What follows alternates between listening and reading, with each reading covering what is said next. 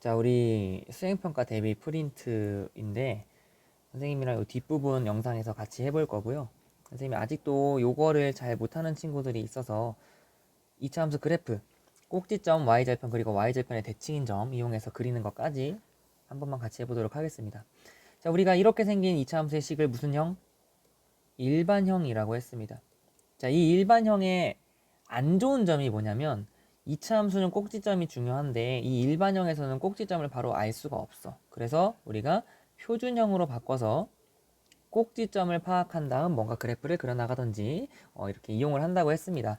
자, 그러면 y는 3x제곱 마이너스 6x 마이너스 2 이 친구를 표준형으로 한번 바꿔보면 첫 번째 x제곱의 개수를 묶어줘.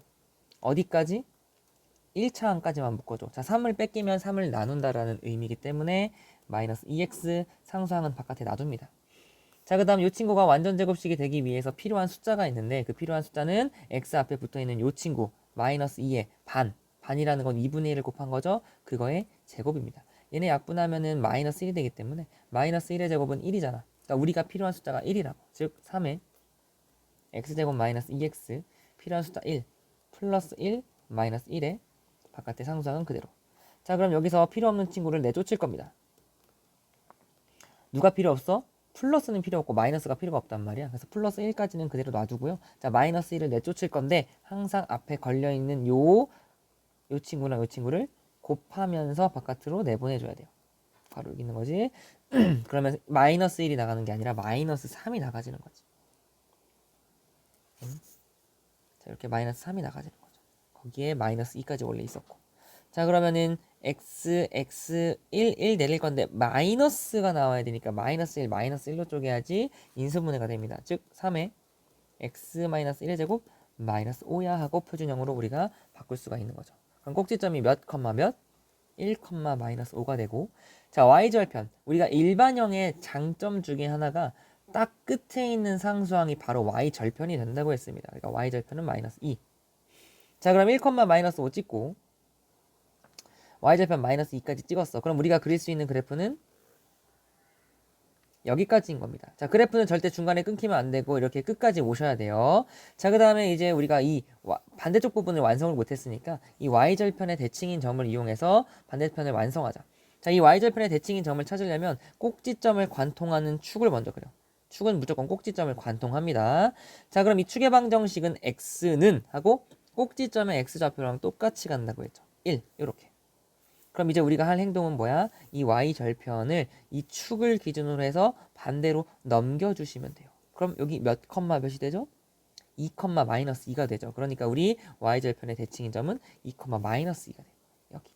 그럼 이제 나머지 부분 꼭지점에서 뻗어나가게 이렇게 그려주시면 우리가 원하는 그래프 y는 3x제곱 마이너스 6x 마이너스 2가 됩니다. 항상 그래프를 그린 다음 식을 써주세요. 자, 이렇게 그래프를 그리는 게 중요하고 그 다음 이 부분도 우리가 수행평가에 나오는데요. 자, y는 ax제곱 플러스 bx 플러스 c 이 일반형에서 a랑 b랑 c의 부호에 따른 그래프의 특징을 한번 살펴볼 겁니다. 선생님이 여러 번 강조했습니다. 맨 앞에 있는 이 x제곱의 개수 a가 뭘 결정한다고 했죠? 이 x제곱의 개수 a가 결정하는 건 그래프의 모양이야. 볼록한 방향이나 폭. 그러니까 a가 0보다 클 때 우리 이미 배웠습니다. 아래로 볼록하다. 한글로 써보면 아래로 볼록. 자, A가 음수야. 그럼 우리는 이렇게 위로 볼록하다는 거 배웠어요.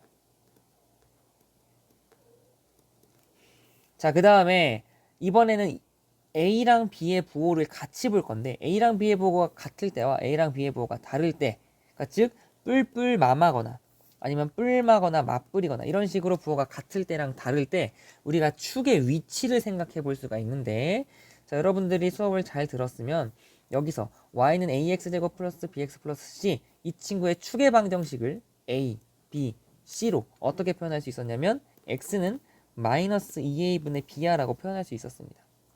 그러니까 이 일반형에서 축의 방정식은 축의 방정식은 x는 마이너스 2a분의 b야 라고 했다고. 자, 그럼 보자. 첫 번째 a랑 b의 부호가 같아요. 뿔뿔이거나 마마야.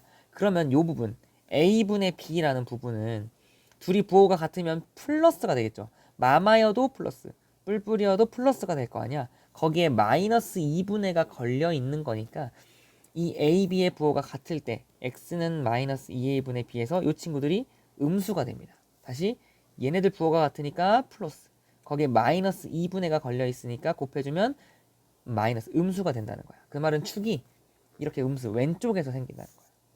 그럼 그래프를 그렸을 때 이런 식으로 그래프가 그려지겠죠.